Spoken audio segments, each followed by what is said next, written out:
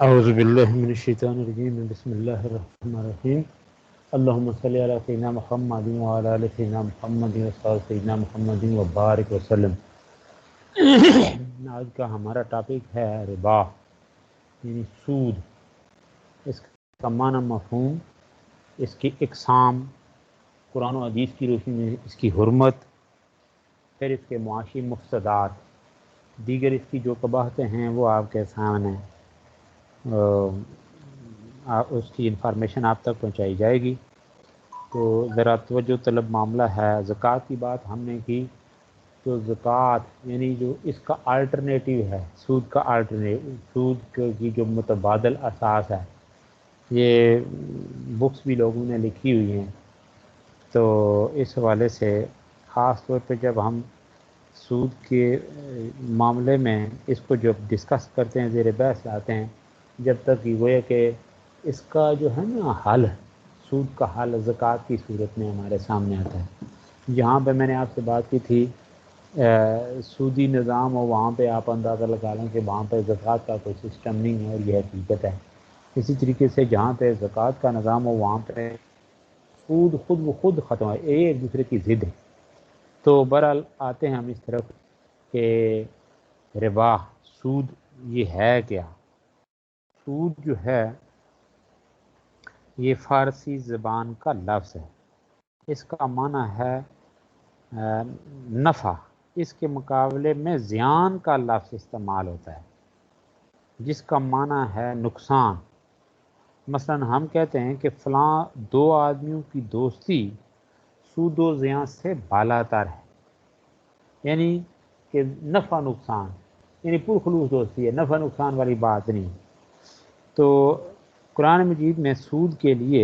ربا کا لفظ استعمال ہوا ہے، جس کے لفظی معنی ہے زیادتی، اضافہ، نشو و نما اور بلندی وغیرہ۔ اسی سے لفظ ربا مشتق ہے، جس کا معنی بلند یا اونچی جگہ ہے، یعنی ٹیلا وغیرہ۔ قرآن مجید میں آتا ہے، یعنی سورہ مومنون، اس میں اللہ تعالیٰ فرماتے ہیں کہ آویناہما الی ربوۃ، یعنی ہم نے عیسیٰ اور مریم کو ایک اونچی جگہ پر پناہ دی۔ ٹھیک ہے، تو یہ سود جسے کہا جاتا ہے اس کے میننگ یا ربا، سود کا میں نے ابھی واضح کیا کہ یہ فارسی زبان کا لفظ ہے۔ تو عربی میں یعنی سود کے لیے کون سا لفظ استعمال ہوا ہے؟ ربا،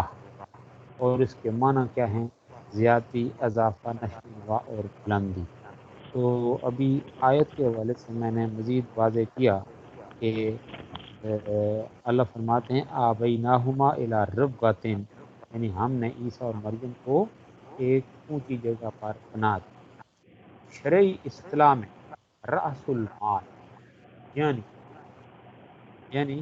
اصل زر پر جو زائد رقم مدت کے مقابلے میں شرط اور تعین کے ساتھ، یعنی جو زائد رقم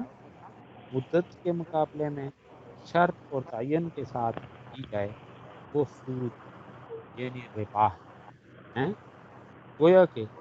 سود کے تین اجزاء ترکیبی ہیں۔ نمبر 1 اصل زر پر اضافہ، نمبر 2 اضافے کا تعین مدت کے لحاظ سے، نمبر 3 معاہدے میں اس کا یعنی اضافے کا مشروط ہونا، یعنی شرط کرنا، یعنی اگر شرط کے بغیر کوئی قرض خواہ کو احسان کے طور پر زائد رقم دے دے تو یہ سود نہیں، شرط نہ ہو اس میں۔ ٹھیک ہے نا؟ تو پس ہر وہ قرض جس میں یہ تین اجزاء پائے جاتے ہوں سودی قرض کہلاتا ہے۔ حدیث شریف یعنی مسند حارث بن اسامہ میں ہے کہ کلو قرض جر به نفعا فہو ربا، یعنی ہر وہ قرض جس سے نفع حاصل ہوتا ہے کیا ہے؟ ربا۔ تو اس حوالے سے علماء نے اس کی یعنی علماء اسلام جو ہیں انہوں نے اس کی یعنی ربا کی تعریف ان الفاظ میں کی ہے۔ علامہ ابن تبری وہ فرماتی ہیں کہ ربا سے مراد مال میں وہ زیادتی ہے جو سرمایہ دار اپنے حق کو قرض کی ادائیگی کی مہلت دے کر حاصل کرتا ہے۔ اسی طرح امام راضی فرماتے ہیں کہ لفظ ربا کے معنی زیادتی کے ہیں، لیکن اس کا مطلب یہ نہیں کہ ہر طرح کی زیادتی ہے، بلکہ ربا کی جو حکمت ہے وہ ایک خاص قسم کا معاہدہ ہے جو عربوں میں ربا کے نام سے معروف تھا۔ اسی طرح احکام القرآن میں اس کے متعلق آ، یہ ہے کہ ربا ہر ایسی زیادتی کا نام ہے جس کے ساتھ مال کا عوض نہ ہو۔ تو اسی طریقے سے یعنی یہ مختلف تعریفیں جو ہیں علماء اسلام نے کی ہیں وہ میں نے آپ کے سامنے۔ تو اب ہم آتے ہیں ربا کی اقسام۔ ربا کی اقسام تو اس کی ربا کی جو ہے نا دو مشہور اقسام ہیں، ربا النسیہ، ربا النسیہ اور ربا الفضل۔ اس سے مراد ربا نسیہ یعنی پہلی قسم، اس سے مراد وہ اضافی رقم ہے جو قرض دینے والا مقبوض سے اصل زر کے علاوہ وصول کرتا ہے، یعنی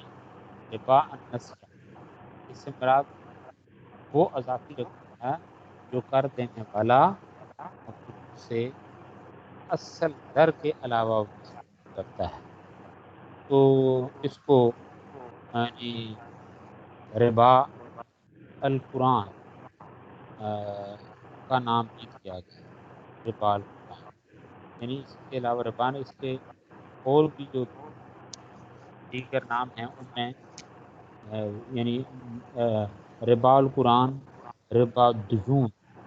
یعنی جو معاملات قرض سے متعلق ہیں، اسی طریقے سے اس کو ربا الجاہلیہ اس کا نام بھی دیا گیا ہے۔ بہرحال یہ پہلی قسم ہے ربا نسیہ، یہ میں نے واضح کیا کہ اس سے مراد وہ اضافی رقم ہے جو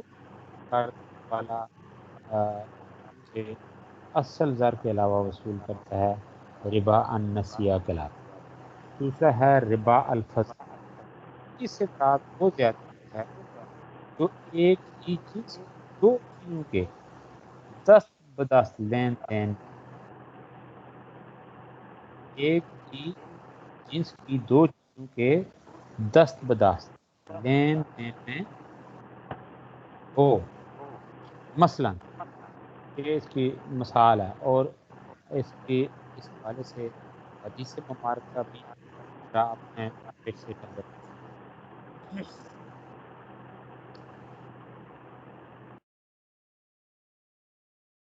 مثلا صحیح مسلم میں ابو سعید خدری رضی اللہ تعالیٰ عنہ کی روایت کردہ حدیث جو ہے اس میں اسی قسم کی طرف اشارہ ہے۔ آپ صلی اللہ علیہ وسلم نے فرمایا الذهب بالذهب والفضة بالفضة والبر بالبر والشعير بالشعير والتمر بالتمر والملح بالملح۔ ہاں یعنی اس کا دس بدس یعنی سونا سونے کے بدلے میں، چاندی چاندی کے بدلے میں، گندم گندم کے بدلے میں، جو کے بدلے میں، کھجور کھجور کے بدلے میں، اور نمک نمک کے بدلے میں برابر برابر دس دس بیچی جائے۔ جس نے زیادہ دیا یا زیادہ طلب کیا، یعنی طلب کرنے والا اور زیادہ دینے والا اس میں سودری، دونوں اس میں شامل، لینے والا اور دینے والا اس میں برابر۔ یہ بات یہ ہے ربا الفضل، دس دس دینا اور اس میں اضافہ زیادہ دینا یا مطالبہ کرنا۔ تو یہ ربا الفضل، یہ اس کو میں نے ڈیفائن کیا۔ اس کی سود جو ہے اس کی دو اقسام، ربا الفضل، ربا النسیہ، ربا الفضل۔ تو اس حوالے سے مزید آگے بڑھیں تو یہ اسکرین کے اوپر زمانہ جعلیت میں ربا کے مختلف نمبر 1 کیا صورت ہے کہ میعاد کے قیمت میں اضافہ میعاد کی قیمت میں اضافہ، یعنی اس زمانے میں جو مختلف طریقے رائج تھے یہ تھے کہ ایک آدمی دوسرے سے کوئی چیز خریدنے والا اگر غربت و تنگ دستی کی وجہ سے قیمت ادا نہ کر سکتا تو اس کو کہا جاتا کہ اتنی مدت کے بعد اصل رقم کے ساتھ اتنی رقم لائے، تو گویا کہ یہی ہے نا کہ مجبور کی مجبوری سے فائدہ اٹھانا، اس وہ دیکھیں نا وہ سسکتا ہے اور سسکنے پر یہ خوش ہوتا ہے، مزید بات ڈالتا ہے۔ نمبر 2 مقروض کے قرض میں مہلت پر اضافہ۔ تو پہلی صورت جو میں نے آپ کو بتائی کہ ایک آدمی دوسرے سے کوئی چیز خریدنے والا اگر غربت و تنگ دستی کی وجہ سے ادا نہ کر سکتا تو اس کو کہا جاتا کہ اتنی مدت کے بعد اصل رقم کے ساتھ اتنی رقم دے گا، اگر وہ اس طرح مدت کے بعد بھی قیمت ادا نہ کر سکتا تو میعاد میں اضافہ کر دیا جاتا اور سود کو بھی بڑھا دیا جاتا۔ مثلا ایک شخص کسی سے 100 درہم کی گندم خریدتا تو اسے کہا جاتا کہ سال گزرنے کے بعد تم 150 درہم ادا کر، اگر سال گزرنے پر بھی وہ رقم ادا کرنے کے قابل نہ ہوتا تو اسے 1 سال کی مدت اور دے دی جاتی اور قیمت 200 درہم کر دی، جس آج کل یہ ہے نا یہ جو پاکستان وغیرہ قرضوں کے سلسلے میں نے اس کو ہر طرح کی شرائطیں ماننا پڑتے ہیں، اس طرح کے صورت میں۔ نمبر 2 بات ہو رہی تھی کہ مقروض کے قرض میں مہلت پر اضافہ۔ اگر کسی شخص کو قرض دیا جاتا زمانہ جاری میں،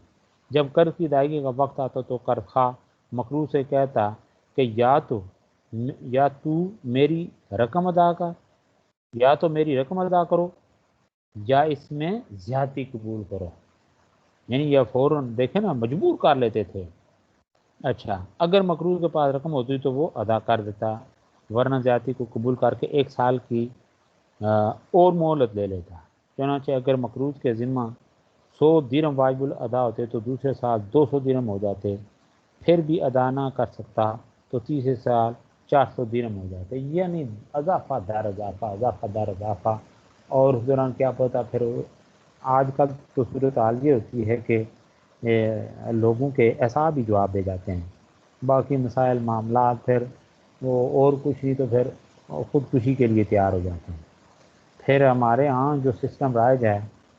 قرض لینے والا جو موجودہ بینکنگ کا وہ پھر ایسا ہے کہ پھر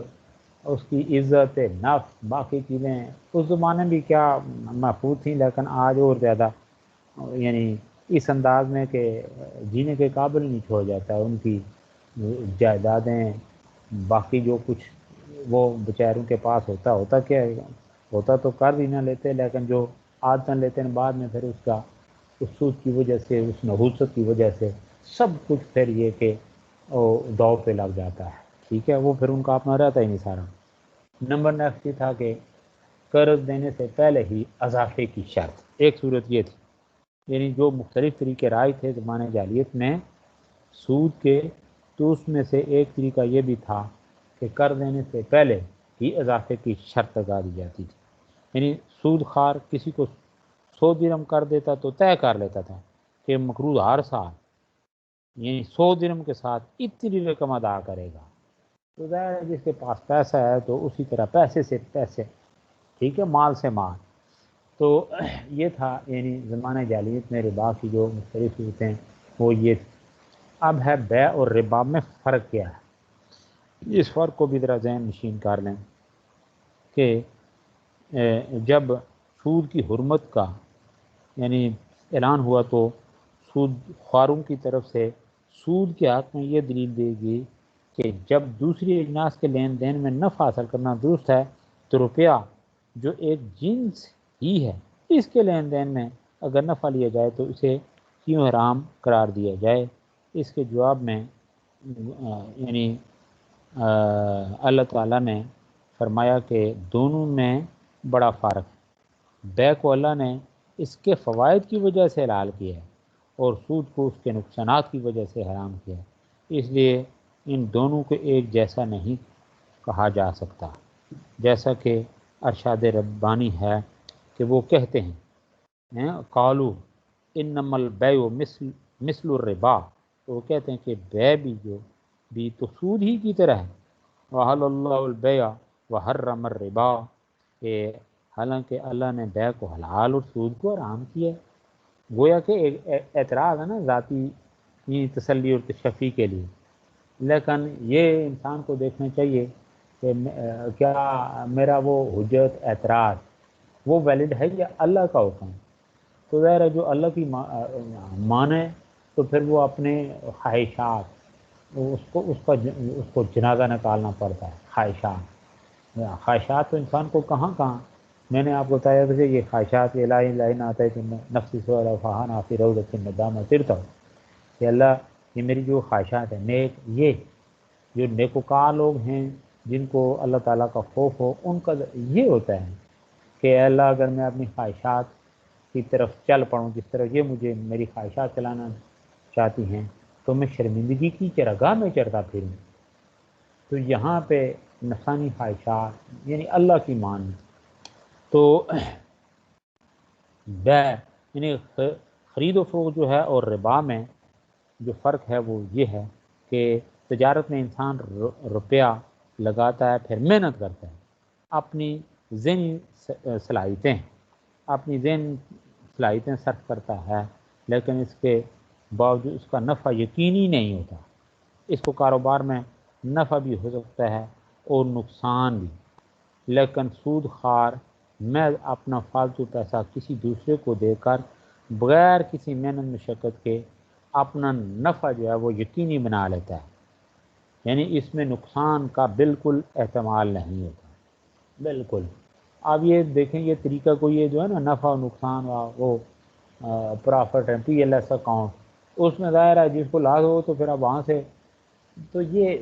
بس وہاں پہ بینکنگ کے اندر بھی یہ یقینی بات ہوتی ہے، اس لیے بعض علماء کہتے ہیں چلو ایک نام تو دیا ہوا ہے،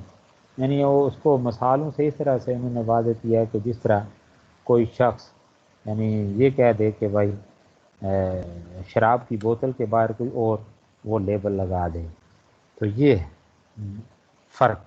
تو ابھی جو تاجر اپنی محنت سے، جبکہ سود خور بغیر محنت کے منافع لیتا ہے۔ نمبر ایسے تاجر صرف ایک ہی دفعہ یعنی فروخت کے بعد منافع لیتا ہے، جبکہ سود خور کا منافع وقت کی رفتار کے ساتھ ساتھ مسلسل بڑھتا چلا جاتا ہے، یعنی سود مفرد سے سود مرکب بن جاتا ہے۔ نیکسٹ نمبر 3 یہ کہ کاروبار تجارت میں نقصان کا امکان بھی ہوتا ہے، جبکہ سودی کاروبار میں نقصان کا کوئی امکان نہیں ہوتا۔ تجارت انسان کو نمبر 4 تجارت انسان کو معاشرے کا ایک فعال یعنی ایکٹیو رکن بناتی ہے، جبکہ سود خوری انسان کو بخیل،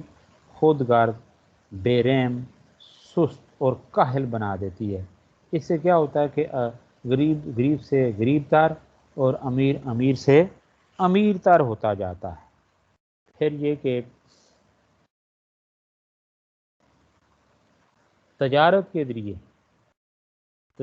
ذریعے ملکی دولت عام لوگوں میں بھی گردش کرتی ہے، لیکن سود کے ذریعے دولت صرف سرمایہ کاروں تک محدود رہتی ہے، جس کے نتیجے میں لوگ غربت اور تنگ دستی کا شکار ہو جاتے ہیں۔ یہ تھا۔ اب ہے ربا کی مذمت قرآن حکیم کی روشنی میں۔ قرآن حکیم اس کو کس نظر سے دیکھتا ہے؟ کس کو؟ یہ سود کو۔ تو اس حوالے سے اللہ فرماتے ہیں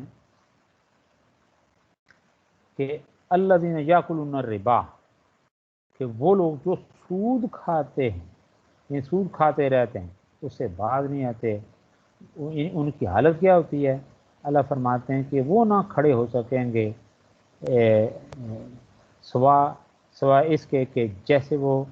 کھڑا ہوتا ہے یعنی شیطان، یعنی جیسے شیطان نے اس کو خبتی بنا دیا ہو، یعنی اس کی سود خار کی یہ حالت ہوتی ہے جو سود کھانے سے باز نہیں آتا، گویا کہ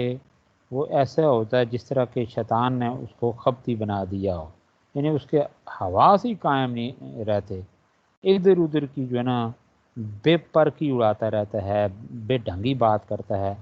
اور اس حوالے سے اس کو اندازہ تک نہیں ہوتا کہ یعنی اس کی زبان سے کس نوعیت کے کس طرح کے الفاظ نکل رہے ہیں۔ تو اس کے ساتھ ساتھ پھر اللہ تعالیٰ فرماتے ہیں کہ یمحق اللہ، یہ بارہا یہ آیت مبارکہ آپ اس کا تکرار کر چکے ہیں، احاطہ بھی بار بار آپ کے سامنے پیش بھی کی جا چکی ہے کہ اللہ تعالیٰ فرماتے ہیں کہ یمحق اللہ الربا ویربی الصدقات واللہ لا یحب کل کفار اثیم، کہ اللہ تعالیٰ جو ہے سود کو مٹاتا ہے اور صدقات کو بڑھاتا ہے، اور اللہ کسی کفر کرنے والے گنہگار کو دوست نہیں رکھتا۔ پھر اللہ تعالیٰ فرماتے ہیں کہ اے ایمان والو، یا ایھا الذین آمنوا، اے ایمان والو ڈرو اللہ سے اور جو کچھ سود کا بقایا اسے چھوڑ دو اگر تم ایمان والے۔ پھر اللہ فرماتے ہیں کہ اور جو تم نے سود دیا تم نے، اور جو سود تم نے دیا ہے تاکہ لوگوں کے اموال بڑھیں تو اللہ کے نزدیک اس سے مال نہیں بڑھتا۔ پھر اللہ فرماتے ہیں وَأَحَلَّ اللَّهُ الْبَيْعَ وَحَرَّمَ الرِّبَا، کہ اللہ نے بیع کو حلال اور سود کو حرام کیا۔ پھر اللہ تعالیٰ فرماتے ہیں کہ اے ایمان والو اللہ سے ڈرو اور جو کچھ سود کا بقایا ہے اسے چھوڑ دو اگر تم ایمان والے، لیکن اگر تم نے ایسا نہ کیا تو خبردار ہو جاؤ جنگ کے لیے اللہ اور اس کے رسول کی طرف سے، اور اگر تم توبہ کر لو گے تو تمہارے اصل اموال تمہارے ہی ہیں، نہ تم کسی پر ظلم کرو گے اور نہ تم پر کسی کا ظلم ہوگا، یعنی ظلم کرو گے تو ظاہر ہے پھر اس کا بدلہ تو ظلم ہی ہے، یعنی یہی ہے نا، اللہ کے نبی نے فرمایا لا ضرر ولا ضرار، نہ کسی کو نقصان پہنچاؤ نہ تمہیں کوئی نقصان پہنچائے۔ یعنی اسلام اس چیز کی جو ہے نا مذمت کرتا ہے کہ کسی کو ضرر پہنچایا جائے یا کسی کے ساتھ دھوکہ دہی سے جو ہے نا کام لیا جائے۔ تو آگے آتے ہیں ہم احادیث کی طرف، سود کی جو حرمت ہے احادیث کی روشنی میں، قرآن حکیم کی روشنی میں سود کی حرمت، یہ آپ نے یہ چیزیں نوٹ کر لیں، سماعت کر لیں۔ اب سود کی مذمت احادیث مبارکہ کی روشنی میں، نبی پاک صلی اللہ علیہ وسلم نے اس حوالے سے فرمایا کہ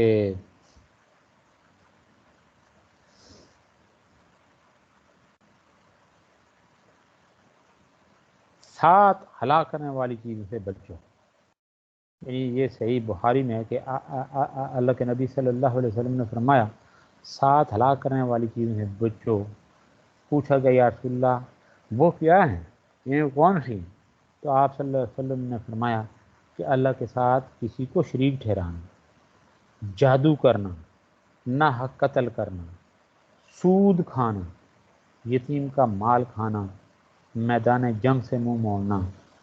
پاک دامن عورتوں پر بدکاری کی تہمت لگانا،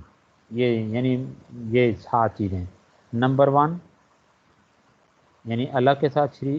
کو شریک ٹھہرانا، نمبر 2 جادو کرنا، نمبر 3 ناحق قتل کرنا، نمبر 4 سود کھانا، نمبر 5 یتیم کا مال کھانا، نمبر 6 میدان جنگ سے منہ موڑنا، اور نمبر 7 پاک دامن عورتوں پر بدکاری کی تہمت لگانا۔ اچھا، اس کے ساتھ ساتھ یعنی اللہ کے نبی نے فرمایا کہ سود کھانے والے، کھلانے والے، لکھنے والے اور اس کے گواہوں پر یعنی لعنت فرمائی، اور اس لیے کہ یہ گناہ میں یہ سب برابر ہے۔ پھر اللہ کے نبی نے فرمایا، یعنی یہ اوپر جو حدیث پاک میں نے ابھی آپ کے سامنے بیان کی، یہ اللہ کے نبی نے، یہ کہ لانا رسول اللہ صلی اللہ علیہ وسلم آکل الربا، کہ اللہ کے رسول نے سود کھانے والے، کھلانے والے، اس کے لکھنے والے اور اس کے گواہوں پر لعنت فرمائی، اور فرمایا کہ گناہ میں یہ سب برابر ہیں۔ اللہ کے رسول جس پہ لعنت ڈالیں تو پھر اس کے دیکھنا دنیا بھی برباد، آخرت بھی برباد۔ وہ اپنے طور پہ تو بے شک سمجھیں کہ بھئی اس سے وقتی طور پہ ہمیں ہمارے بینک بھرے جا رہے ہیں، ہمارے معاشرتی حالات، معاشی حالات باقی کرو پر، لیکن حقیقت میں وہ چیزیں ایک ہے اپنا ظاہری ہے نا، نمود و نمائش، ظاہری دکھاوا، باقی حقیقت میں نقصان در نقصان، نقصان در نقصان ہی ہے۔ یہ پتہ ہی نہیں ہوتا کہ یہ چلتے پھرتے جو ہے کہ اپنے لیے دشمن پھر اللہ کی اور اللہ کے رسول کی جس کے اوپر لعنتیں برسیں تو پھر وہ اس کی کیا دنیا اور کیا آخرت۔ پھر حضرت ابو ہریرہ رضی اللہ تعالیٰ عنہ یہ فرماتے ہیں کہ اللہ کے نبی صلی اللہ علیہ وسلم نے فرمایا کہ سود کے 70 درجے ہیں، الربا 70 جزن، سب سے کم درجے کے جز کا گناہ اس قدر ہے جیسے آدمی اپنے ماں کے ساتھ بدکاری کرے۔ استغفر اللہ۔ پھر حضرت ابو ہریرہ رضی اللہ تعالیٰ عنہ ہی سے روایت ہے کہ آپ صلی اللہ علیہ وسلم نے فرمایا کہ لوگوں پر ایک زمانہ ایسا آئے گا کہ ہر شخص سود کھانے والا ہوگا، اگر سود نہ کھائے گا تو اس کا غبار اس کو ضرور پہنچے گا۔ حضرت عبداللہ بن حنظلہ رضی اللہ تعالیٰ عنہ ان کی روایت ہے کہ اللہ کے نبی صلی اللہ علیہ وسلم نے فرمایا، سود کا ایک درہم جس کو کوئی آدمی کھاتا ہے جب کہ وہ جانتا ہے 36 مرتبہ یعنی بدکاری کرنے سے سخت ہے۔ اسی طریقے سے حضرت عبداللہ بن مسعود اسی والے سے یعنی سود ہی کیا ہے، ان کی روایت ہے کہ اللہ کے نبی صلی اللہ علیہ وسلم نے فرمایا کہ جس شخص نے سود کے ذریعے سے مال کمایا انجام کار اس میں کمی ہو۔ اسی طریقے سے حضرت ابو ہریرہ رضی اللہ تعالیٰ عنہ کی روایت ہے کہ نبی پاک صلی اللہ علیہ وسلم نے فرمایا کہ جس رات مجھے معراج ہوئی میں ایک قوم کے پاس آیا کہ ان کے پیٹ گھڑوں کی مانند یعنی پھولے ہوئے تھے، میں ان میں سانپ تھے جو ان کے پیٹوں کے باہر سے نظر آتے تھے۔ میں نے کہا اے جبرائیل یہ کون لوگ ہیں؟ تو جبریل امین نے کہا کہ یہ سود خار ہیں، یہ سود کھانے والے ہیں، یعنی اس قدر یعنی اس کی وعید ہے۔ تو اس کے ساتھ ساتھ یہ ہے کہ اللہ کے نبی نے خطبہ حجۃ الوداع کے موقع پر یعنی ارشاد فرماتے ہوئے سود کی ہر شکل کو یعنی ناجائز اور ممنوع ٹھہرایا۔ آپ صلی اللہ علیہ وسلم نے اپنے چچا حضرت عباس بن عبد المطلب جن کا عرب میں وسیع سودی کاروبار تھا اس کو ختم کرنے کا اعلان کر دی۔ آپ صلی اللہ علیہ وسلم نے فرمایا دور جاہلیت کا سود اب کوئی حیثیت نہیں رکھتا، اور سب سے پہلے میں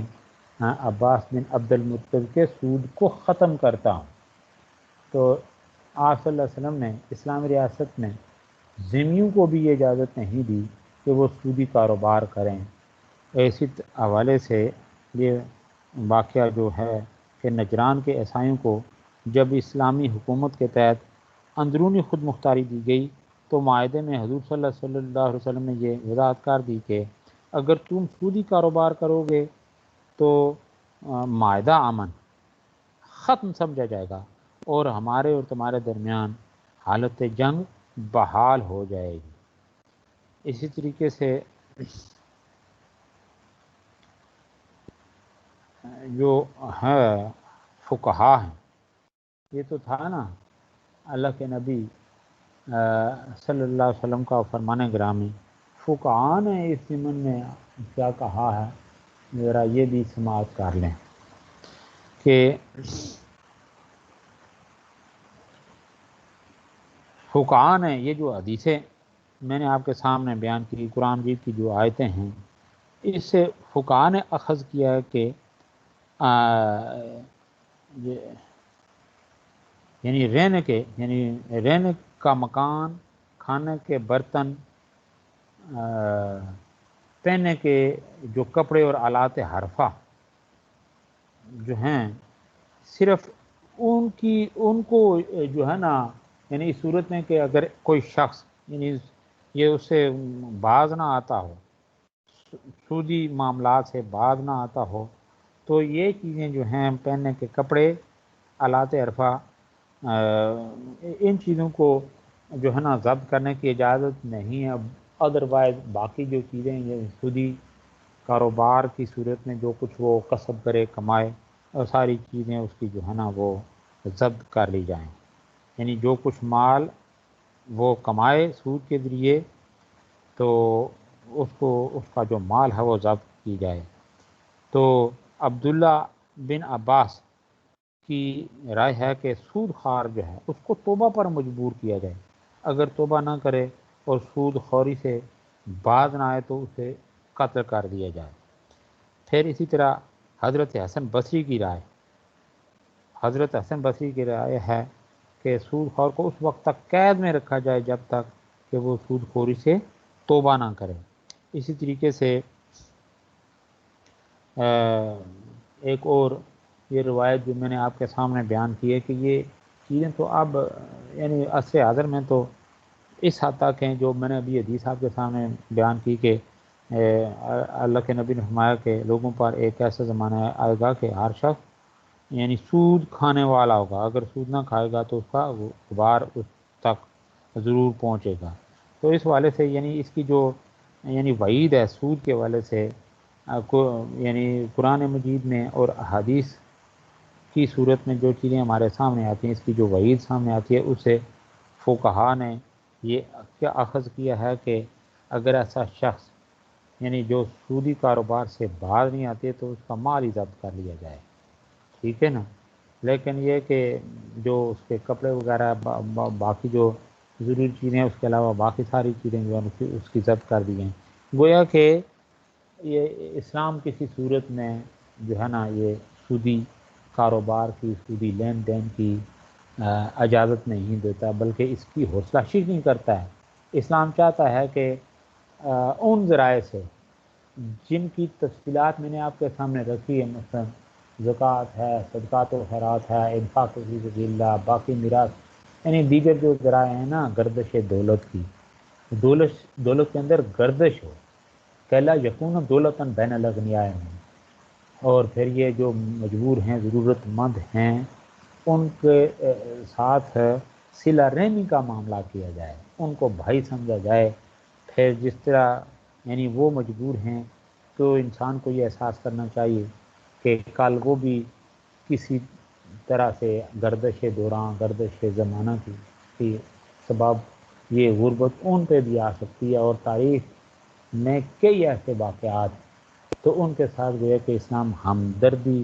برتنے، تعاون برتنے کی تلقین کرتا ہے، اور تعاون کی وہی صورتیں ہیں جس کے بارے میں اسلام نے ہمیں آگاہ کیا، بتایا ہے، پریکٹیکل صحابہ اکبار، نبی پاک صلی اللہ علیہ وسلم ذات بابرکات ماں بعد کے اعتبار میں، اور آج بھی اللہ کے فضل سے ہو رہا ہے۔ لیکن جن لوگوں کو اس حوالے سے اس کی امپارٹ ہے، اس کی وعید، اس کا جو بھیانک اور خوفناک پہلو ہیں، اس طرف اگر توجہ نہیں ہے تو پھر وقتی طور پہ وہ ہے، بارہا یہ آپ کے ساتھ ہوتی رہتی ہے بات کہ اللہ کی جمع معلوم عددہ، اس چیز کے جو ہے نا کہ بس ان کی انگلیاں بس اس حرکت میں رہتی ہیں کہ وہ مال گنتے ہیں، پیسہ گننا ان کا مشغلہ بن جاتا ہے، پھر وہ ان ساری چیزوں کو اگنور کر کے اخلاقی پہلوؤں کو جنازہ نکال کے ذاتی خواہشات کی تسکین کے لیے بس اسی کام میں لگے رہتے ہیں، پھر وہ دیکھتے ہی نہیں ہیں، ایون یہ کہ اپنی نا زندگیوں کو داؤ پہ لگا دیتے ہیں، زندگیوں کو، اپنے باقی آل اولاد کو داؤ پہ لگا، اس لیے کہ بس اب وہ اس یعنی ایک طرح کے اس دولت کے نشے میں وہ دیکھیں نا بدمست ہو جاتے ہیں، مست ہو جاتے ہیں، بالکل وہ جس طرح وہ ہوتا ہے نا جو دائم الخمر ہوتا ہے، جب تک وہ گھونٹ نہ بھرے تو وہ اس کی صلاحیتیں ہی جواب دے جاتے ہیں، یہ کچھ صورتحال ہوتی ہے۔ تو آگے بڑھتے ہیں ہم، اس حوالے سے کوئی کوشچن کرنا ہو تو پلیز۔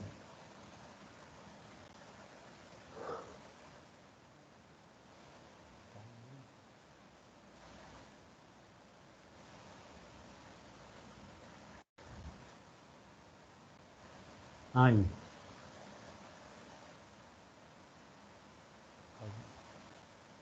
اب آتے ہیں ہم سود کے نقصانات،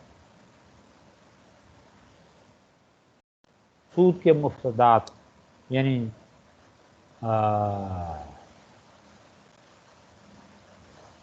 مفسدات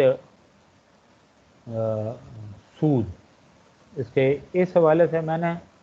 ایک وہ تھیسس بھی ایم اے لیول کی ایک بچی ہے، اس نے تھیسس بھی کیا ہوا ہے، زکوٰۃ کے حوالے سے بہت ہیں، سود کے حوالے سے کافی ہیں، لیکن اسپیشلی اس کے جو ہے نا اس کے مفسدات کے اوپر اس نے تھیسس لکھا ہوا ہے، سود کے نقصانات، اس کے مفسدات۔ وہ اگر آپ کو ٹائم ملے، اللہ کرے گا یہ ختم ہو جائے گی یہ کیا کہتے ہیں اس کو وبا کرونے کی، تو پہلے بھی میں نے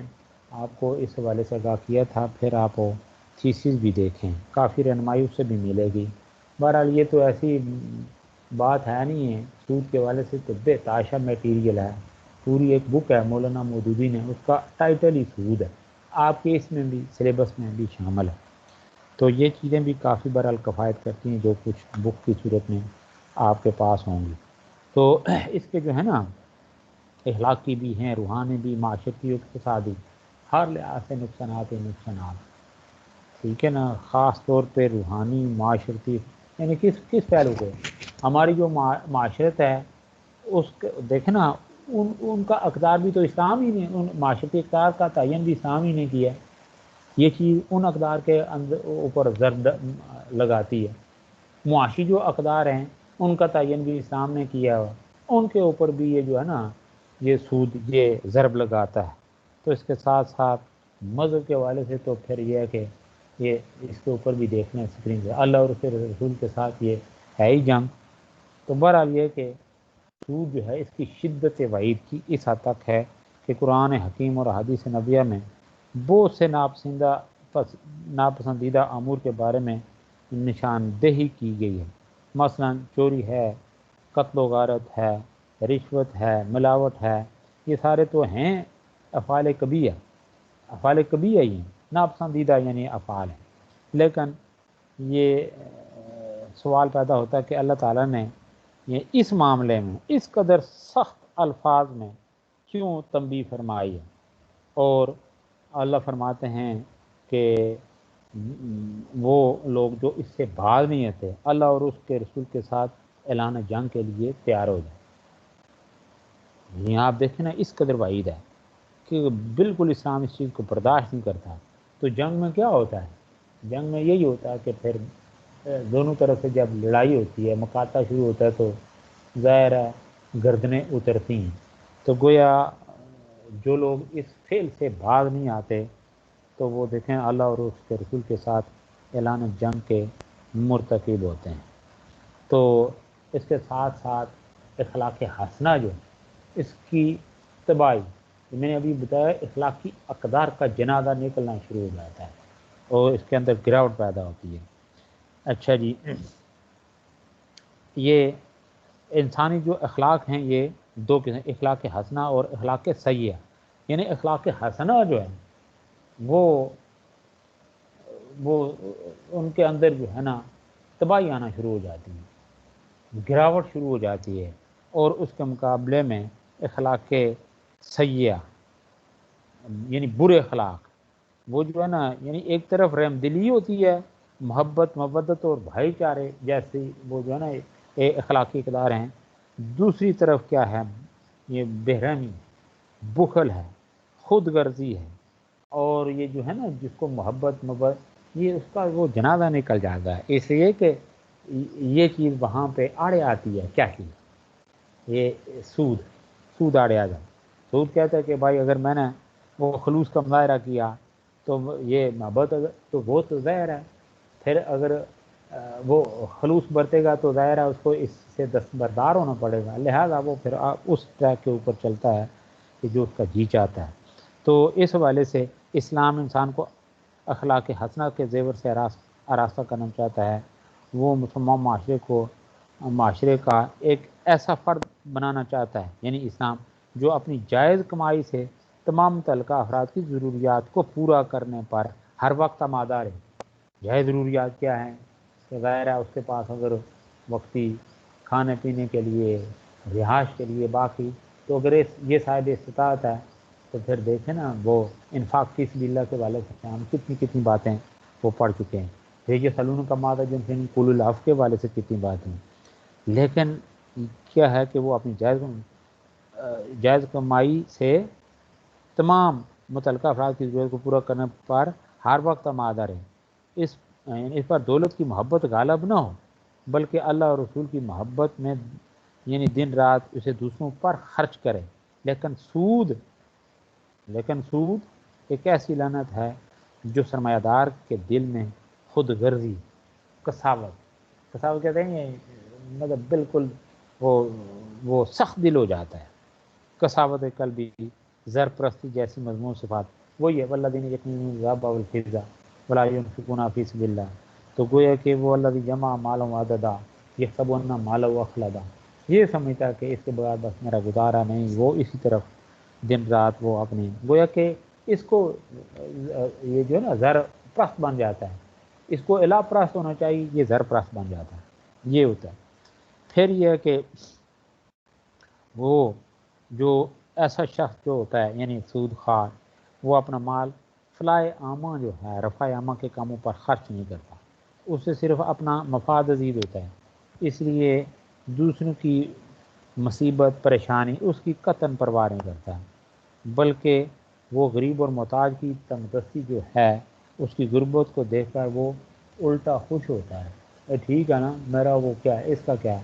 یہ اور میرا جو ہے نا وہ محتاج بنے گا، اور زیادہ جو ہے نا میں اس سے مطالبہ کروں گا، نہیں تو کل کلام پھر وہ دیکھیں نا ایسے بدبخت جو ہیں وہ ان کے مال کے اوپر بھی قبضہ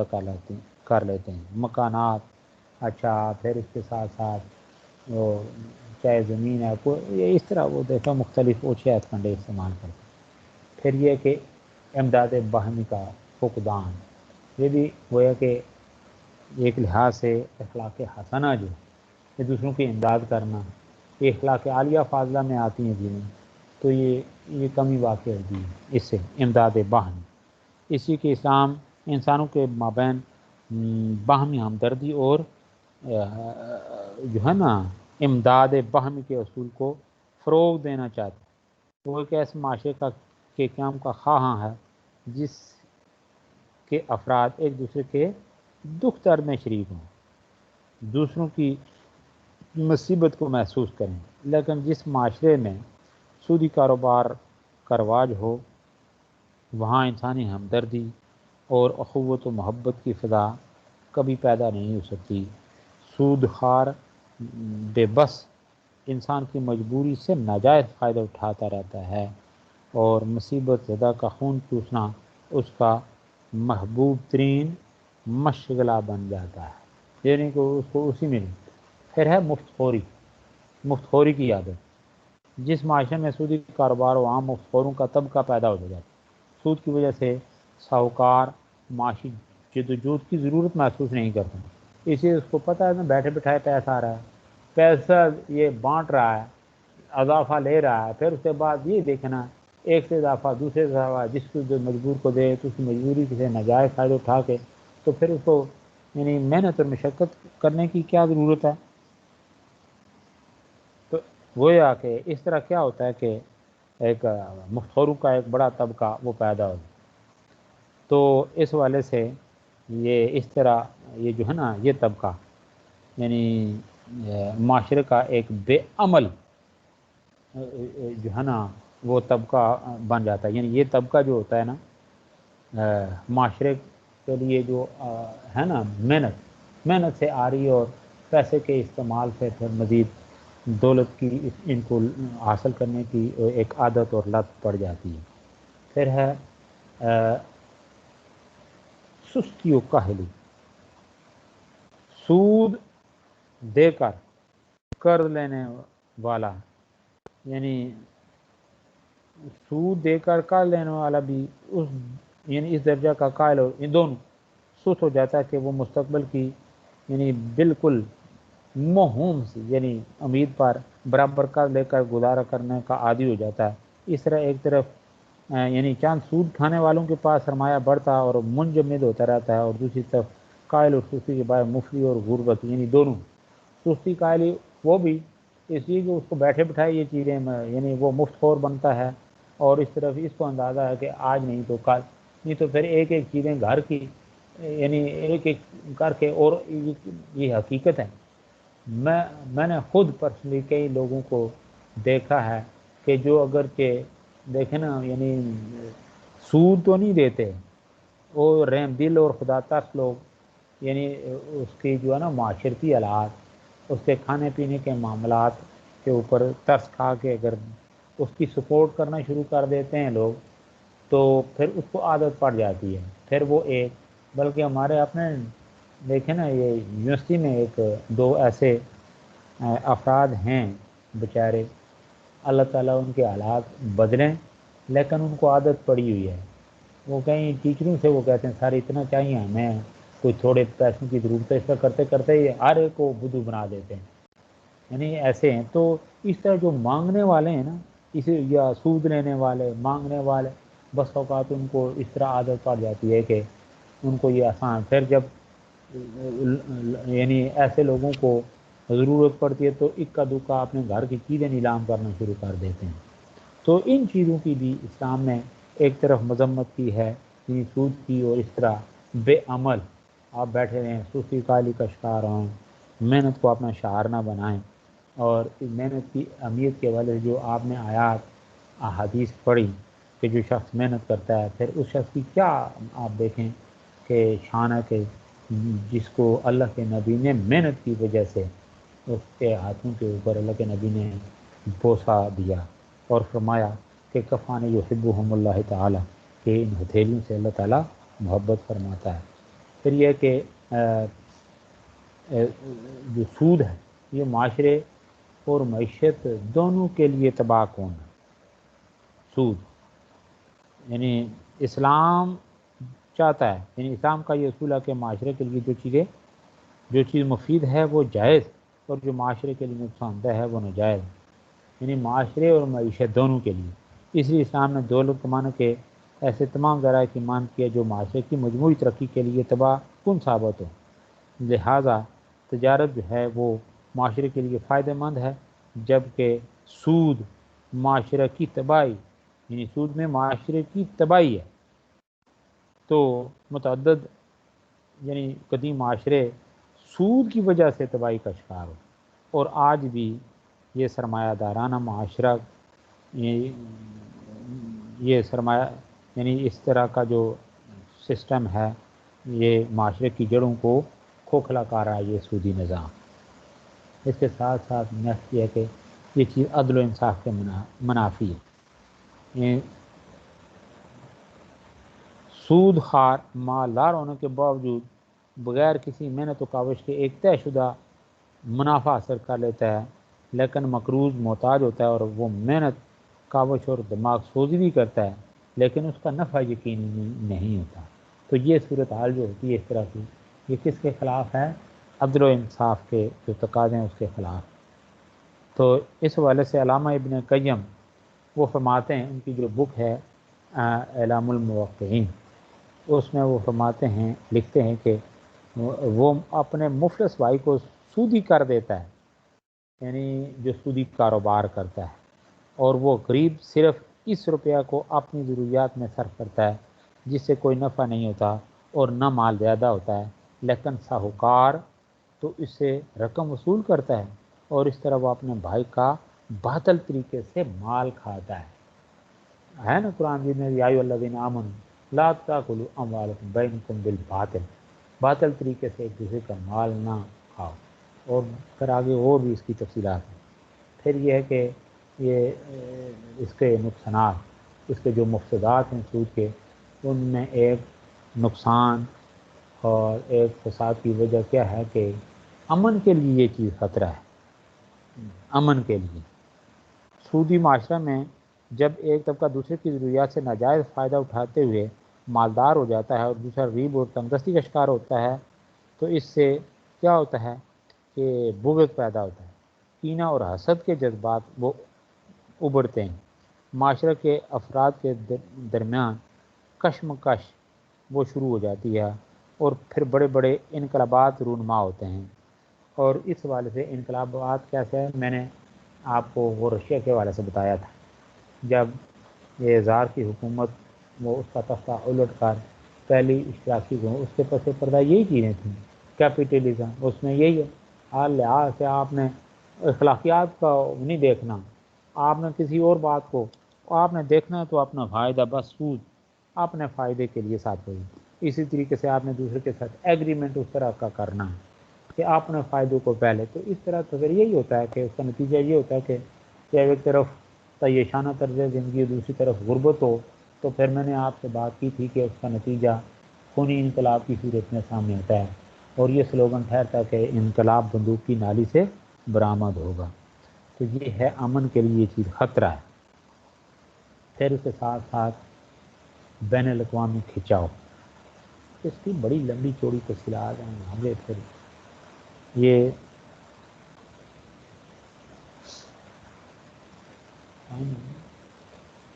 بین الاقوامی کھنچاؤ، سود مختلف ممالک کے درمیان جو ہے نفرت اور عداوت کا سبب بنتا ہے۔ اس حوالے سے یہ بک ہمارے لائبریری میں موجود ہے، شیخ محمود صاحب کی جو بک، جس کا میں نے ابھی حوالہ بھی دیا تھا تھوڑی دیر میں، سود کی متبادل اساس، وہ سود کی متبادل اساس وہ زکوٰۃ ہے جس کے بارے میں ابھی تھا۔ تو بہرحال سود کے حوالے سے انہوں نے کیا لکھا ہے کہ ہر ملک، اس میں یہ لکھتے ہیں شیخ محمود احمد، یعنی اپنی کتاب سود کی متبادل اساس میں وہ لکھتے ہیں کہ ہر ملک کوشش کرتا ہے کہ اس کی برآمدات بڑھیں اور درآمدات کم ہوں تاکہ ملک کے اندر کی بے روزگاری جسے سود نے پیدا کیا برآمدات میں پھیلاؤ کی وجہ سے دوسرے ملکوں میں منتقل ہو سکے، لیکن چونکہ باقی ملک بھی اسی بیماری کے مریض ہوتے ہیں، اس لیے کوئی ملک اس سمت میں کوئی واضح کامیابی حاصل نہیں کر سکتا۔ البتہ بین الاقوامی کھنچاؤ بڑھتا چلا جاتا ہے اور بعض اوقات اس کی شدت جنگ کا روپ اختیار کر لیتی ہے۔ تو اس حوالے سے یہ تھا، یہ کمنٹس تھے کس کے، یہ شیخ محمود صاحب کے، انہوں نے جو اپنی کتاب یعنی سود کی متبادل اساس میں وہ کمنٹس۔ دوسری طرف یہ میں نے جس بک کا، مولانا مودودی کی جس بک کا ریفرنس دیا، اس کا ٹائٹل ہی سود ہے۔ اس میں مولانا کیا لکھتے ہیں کہ پچھلی جنگ عظیم کے زمانے کی بات ہے کہ انگلستان نے امریکہ سے ایک بھاری قرض کا معاہدہ کیا جو برٹن ووڈ ایگریمنٹ کے نام سے مشہور ہے۔ انگلستان چاہتا تھا کہ اس کا خوشحال دوست جو اس لڑائی میں اس کا رفیق تھا اسے بلا سود قرض دے، لیکن امریکہ سود چھوڑنے پر راضی نہ ہوا اور انگلستان اپنی مشکلات کی وجہ سے مجبور ہو گیا سود دینا قبول کرے۔ اس کا جو اثر انگریزی قوم پر مرتب ہوا وہ ان تحریروں اور تقریروں سے معلوم ہوتا ہے جو اس زمانے میں انگلستان کے مدبرین اور اخبار نویسوں کی زبان اور قلم سے نکلی۔ یعنی دیکھیں نا، وہ اس نے اپنی مشکلات کی وجہ سے سود جو ہے وہ دینا قبول کیا، لیکن اب اس کے بعد جو اس کا تحریروں میں، اچھا پھر تقریروں میں اور باقی مختلف انداز میں اس کا جو وہ نتیجہ سامنے آیا، تو وہ کس صورت میں تھا کہ یہ جو ہے نا اس حوالے سے یعنی ایک مشہور ماہر معاشیات لارڈ کینز جنہوں نے انگلستان کی طرف سے یہ معاملہ طے کیا تھا، جب اپنے مشن کو پورا کر کے پلٹے تو انہوں نے برطانوی دارالعمرہ میں اس پر تقریر کرتے ہوئے کہا کہ میں تمام عمر اس رنج کو نہ بھولوں گا جو مجھے اس بات سے ہوا کہ امریکہ نے ہم کو بلا سود قرض دینا گوارا نہ کیا۔ مسٹر چرچل جیسے زبردست امریکہ پسند شخص نے کہا کہ یہ بنیے پن کا برتاؤ جو ہمارے ساتھ ہوا ہے، مجھے اس کی گہرائی میں بڑے خطرات نظر آتے ہیں۔ سچی بات یہ ہے کہ اس کا ہمارے باہمی تعلقات پر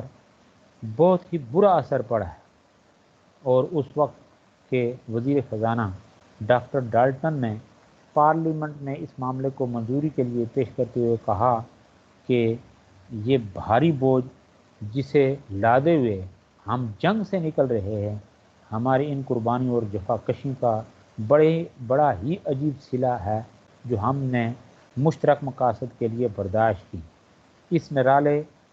ستم ظریفانہ انعام پر آئندہ زمانہ کے مورخین ہی کچھ بہتر رائے دانی کر سکیں گے۔ یعنی گویا کہ وہ بھی دیکھیں نا اس حوالے سے، لیکن ظاہر ہے یہ امریکہ کے بہت سارے معاملات جن کے پس پردہ یہودیوں کی حکمت عملی کا عارف فرما ہے، اس حوالے سے بھی یہ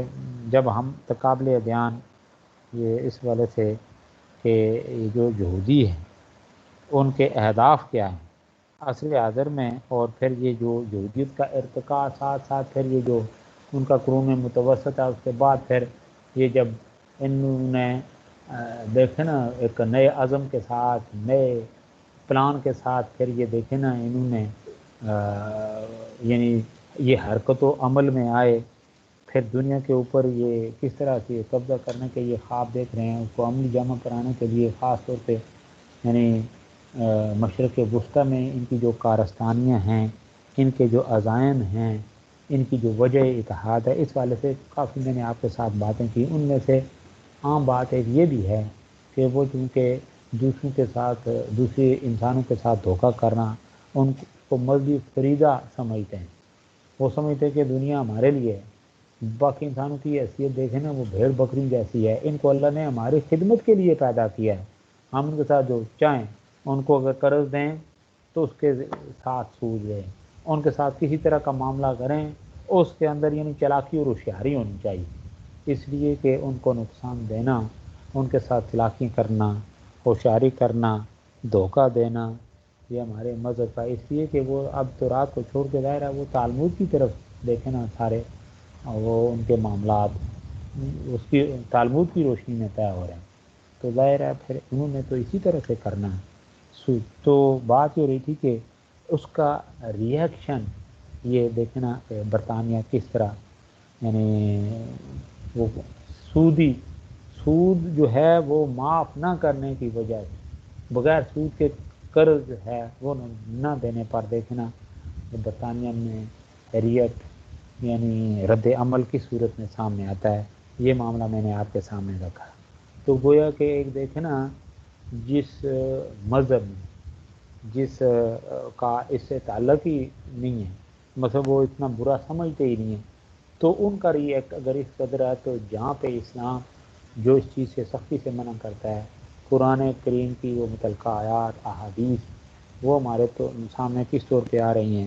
تو پھر تو ہمیں لرز جانا چاہیے، لیکن ہم لرزتے نہیں ہیں، دڑا دڑ اسی طرح سے کام چلا رہے ہیں، سود در سود قرضے بھی لے رہے ہیں، ہم اپنی اکانومی کو جو ہے نا وہ بوسٹ اپ نہیں کر رہے، اس طرح کے اقدامات پھر جس طرح ہمیں جو ہے نا قومی یکجہتی کا مظاہرات سب لوگوں کو یعنی پارٹیسپیٹ کرنا چاہیے کہ کس طرح سے ہم اس چیز سے چھٹکارا، یہ کوئی جو ہے نا ہمارا نہ قومی سطح پہ نہ بین الاقوامی سطح پہ مسلم ممالک کا اس حوالے سے کوئی خاص رول سامنے آ رہا ہے۔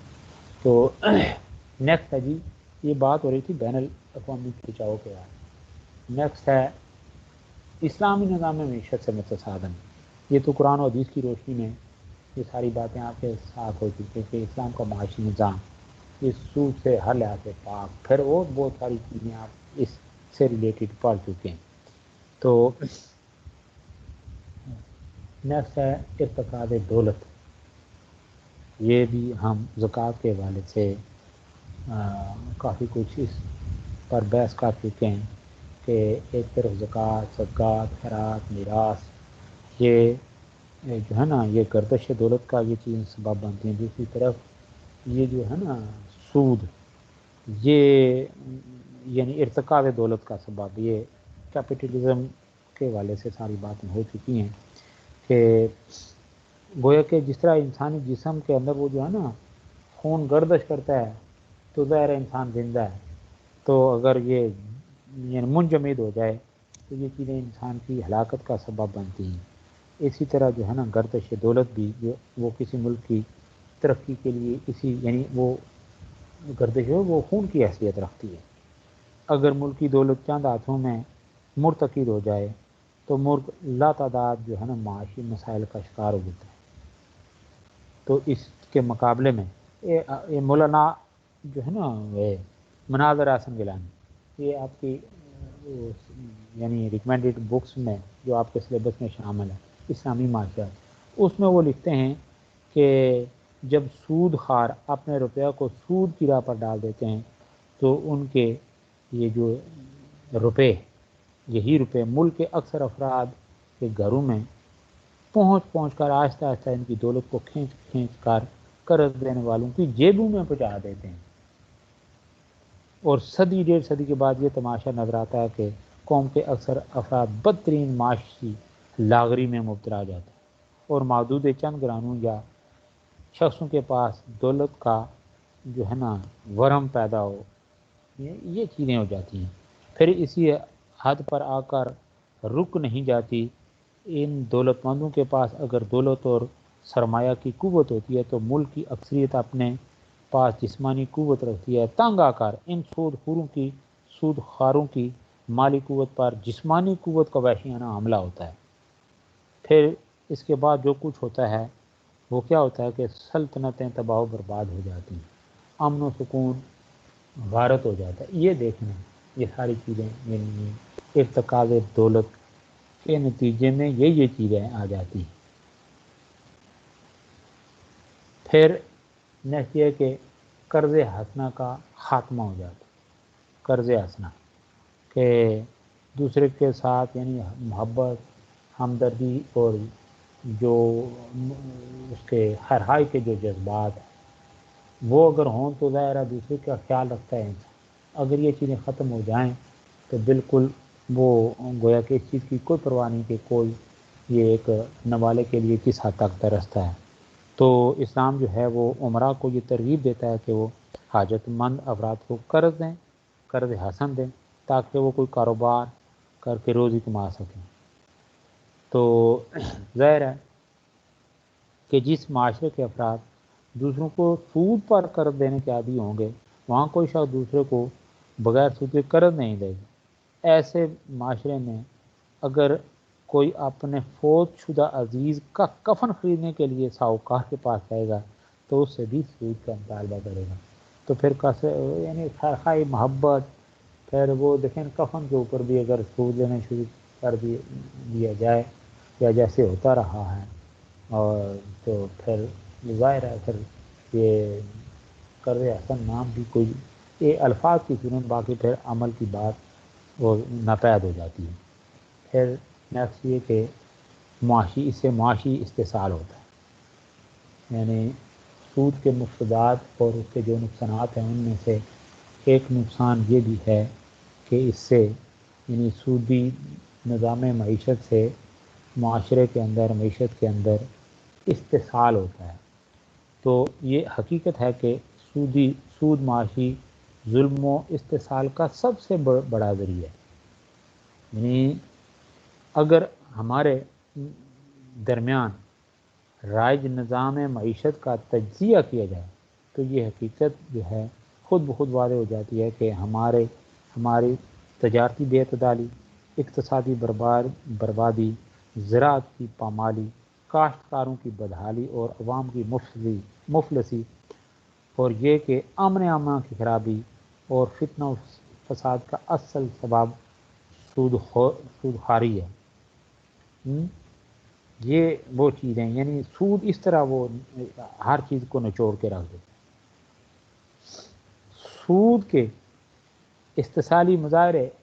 یعنی بے شمار ہیں۔ یہی وجہ ہے کہ اس کے جو ہے نا بدترین نتائج سامنے وقتاً فوقتاً آتے رہتے ہیں۔ اس حوالے سے خود یعنی کارل مارکس اپنی جو بک ہے اس کی یعنی اس میں جو میں نے بتایا تھا، اس نے جو بک لکھی داس کیپیٹل، اس میں وہ لکھتا ہے کہ سود خار ایک زبردست شیطان ہے، جو ایک بھیڑیا صرف انسان ہے جو ہر شے کو برباد کر کے رکھ دیتا ہے۔ جب ہم چوروں، ڈاکوں اور نقب زنوں کی گردن مارتے ہیں تو پھر اس طرح تمام سود خوار بھی یعنی ان کی بھی گردن زدنی ہونی چاہیے، یعنی ان کی گردنیں اڑا دینی چاہیے۔ یہ کون لکھتا ہے؟ یہ کارل مارکس۔ تو نیکسٹ یہ ہے کہ جی اشیاء صرف غیر ہے، اس سے پھر کیا ہوتا ہے؟ اس کی قیمتوں میں اضافہ ہوتا ہے۔ اس کی موجودہ دور میں آپ دیکھ رہے ہیں کوئی قیمتیں کہاں سے کہاں پہنچ جاتی ہیں۔ جب دیکھیں ہم قرض لیتے ہیں یا IMF اس کے میں وہ ہمیں جکڑتا ہے تو اس کے اثرات ہماری معیشت کے یا قرض لینے والے جو ممالک ہے ان کی معیشت کے اوپر یہ اس کے اثرات کس طرح سے پڑتے ہیں۔ تو کیا ہوتا ہے کہ اشیاء صرف کی قیمتوں میں اضافہ ہوتا ہے۔ جب ایک کارخانہ دار ٹھیک ہے بینک سے سود پر قرض لے کر کام شروع کرتا ہے تو اس امر پر مجبور ہوتا ہے کہ جو رقم اس نے سود کی صورت میں بینک کو ادا کرنی ہے وہ منافع کی صورت میں عام لوگوں سے وصول کرے۔ اس طرح سود کے ذریعے اشیاء صرف کی قیمتوں میں اضافہ ہو جاتا ہے، جس کا بوجھ غریب صارفین پر پڑتا ہے۔ دیکھا نا وہ کئی چیزیں جو ہے عام لوگ لیتے ہیں بازار سے، تو کہیں وہ ٹیکس کی صورت میں وہ ظاہر ہے کیا سود ہی ہے۔ پھر ہے عیاشانہ طرز زندگی، عیاشانہ طرز زندگی اس کو فروغ ملتا ہے۔ جو لوگ یعنی دولت کے بغیر، جو دولت محنت مشقت کے بغیر حاصل کی گئی ہو وہ ہمیشہ یعنی برائی کے کاموں پر ہی صرف ہوتی ہے۔ سودی کاروبار سے کمائی ہوئی دولت سے انسانوں کے عادات اور اطوار بدل جاتے ہیں اور بد کرداری اور عیاشی کو فروغ ملتا ہے۔ کسی بھی تہذیب و تمدن کی بقا کے لیے سود کو ختم کرنا ضروری ہے۔ اس حوالے سے یہ ڈاکٹر تنزیل الرحمان، یہ انہوں نے جو بک لکھی ہے کافی جلدیں ہماری لائبریری میں پڑھی ہیں، مجموعہ قوانین اسلام، وہ اس میں وہ ڈاکٹر تنزیل الرحمان لکھتے ہیں کہ میرا جی چاہتا ہے کہ میں اس کول میں اشتراکیت کے لفظ کو اسلام سے بدلوں، جس کے معاشی نظام میں 1400 سال پہلے ربا کے تمام دروازے بند کر کے سود کے ریشے تک نکال دیے۔ سوال صرف عمل کرنے اور عمل کرانے کا ہے۔ اگر ایک طرف ہم ہیں، ہم میں سے ہر مسلمان یہ تہیہ کر لے کہ بس اب میں اللہ اور اس کے رسول کے حکم کی بے چوں و چراں تعمیل میں نہ سود لوں گا اور نہ سود دوں گا، اور ہماری اسلامی حکومتیں بھی اللہ اور رسول صلی اللہ علیہ وسلم کے فرمان میں پورے یقین و اعتماد سے کام لے تو سودی نظام کو جڑ سے اکھاڑ پھینکیں تو انشاءاللہ اسلامی تہذیب کا مستقبل محفوظ اور درخشاں اور تابناک ہوگا۔ یہ پھر نیکسٹ ہے جی سرمایہ کی کارکردگی پر منفی اثر۔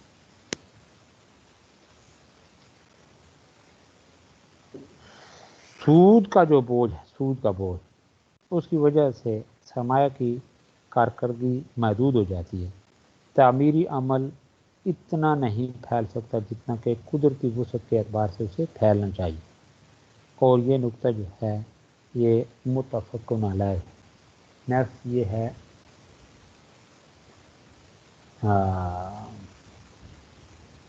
نیکسٹ اگلا ٹاپک ہوگا وہ اس کو پھر انشاءاللہ ہم کل دیکھ لیں گے. جزاک اللہ. اس حوالے سے کوئی کوشچن کرنا ہو تو پلیز. ایک